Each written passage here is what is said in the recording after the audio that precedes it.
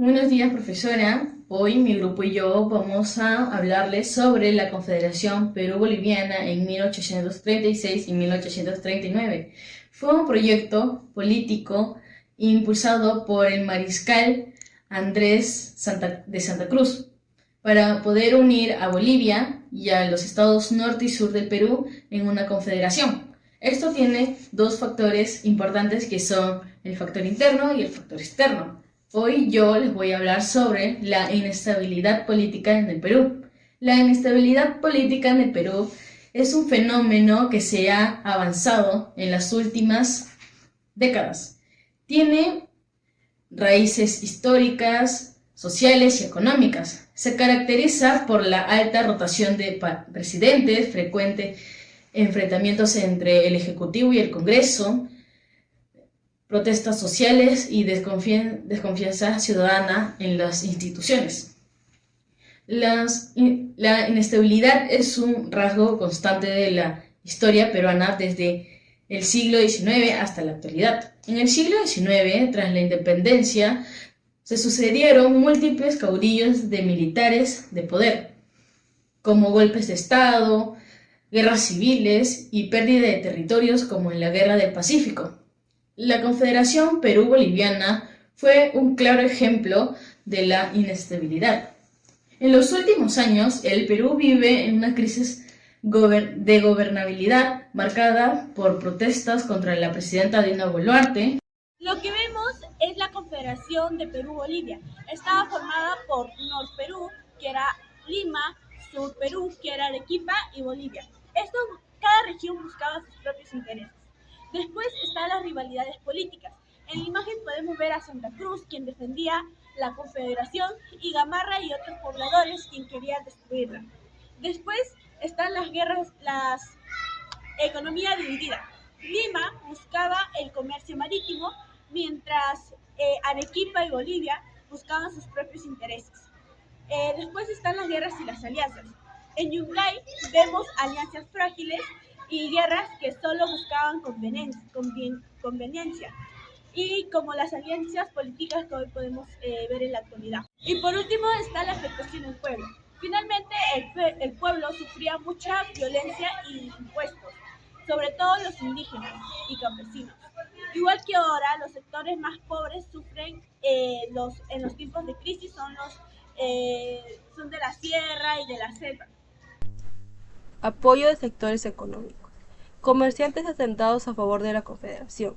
Los comerciantes y los dueños de haciendas apoyaron a la Confederación porque pensaban que así iban a tener más oportunidades para vender su producto. Intercambio comercial entre Perú y Bolivia. Con la Confederación, el comercio entre Perú y Bolivia sería mucho más fácil. Antes existían varios impuestos, pero con la Confederación esto se redujo. El Callao como centro de exportaciones. El puerto del Callao era el más importante de Perú, porque desde allí salían productos hacia otros países. Con la Confederación se esperaba que el Callao se convirtiera en un punto más estratégico para exportar productos. Arica como puerto compartido con Bolivia.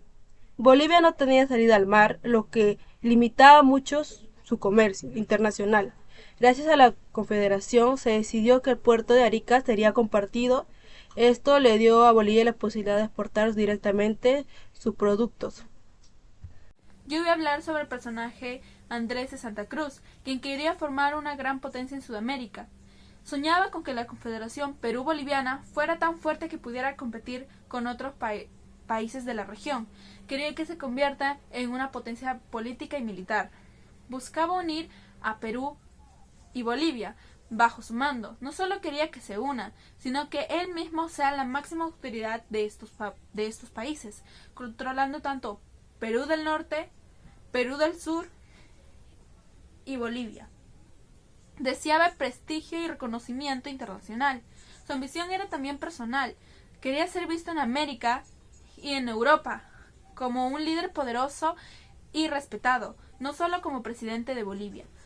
Su ambición generó apoyos y también oposiciones. En Perú y Bolivia, algunos sectores lo apoyaron porque veían beneficios, pero en países como Chile y Argentina rechazaron, pues temían que esa gran potencia afectara sus intereses. En esta ocasión a mí me tocó presión de países vecinos.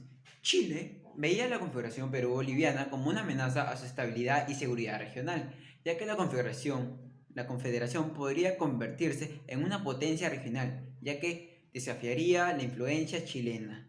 Argentina también tenía reservas sobre la Confederación, ya que temía que su surgimiento pudiera alterar el equilibrio de poder en la región y afectar sus intereses territoriales y comerciales. Bueno, la razón de la desconfianza sería del Poder Judicial. La Confederación Perú-Boliviana podría convertirse en una potencia regional que desafiaría la influencia de Chile y Argentina en la región. Los intereses económicos de la Confederación podrían controlar rutas comerciales, importes y recursos naturales, lo que afectaría los intereses económicos de Chile y Argentina.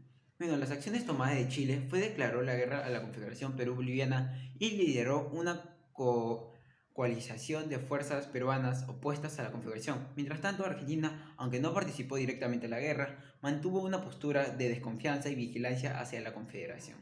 Hablar sobre los sectores internacionales. Bien sabemos que los sectores internacionales son actividades donde los países participan para obtener bienes y servicios para su comunidad. Ahora les voy a mencionar algunos de los sectores internacionales principales. Tenemos como primero al sector real o productivo internacional, tenemos también al sector financiero internacional, al sector público internacional y al sector tecnológico y de conocimiento internacional. Ahora les voy a mencionar el sector internacional con competencia con Chile. En la minería, Chile tiene competencia con Perú, con Australia, con Argentina y Bolivia por su cobre y su litio. En energías renovables tienen competencia con Argentina, Marruecos y Medio Oriente. En turismo tienen competencia en gran parte con Perú, con Argentina.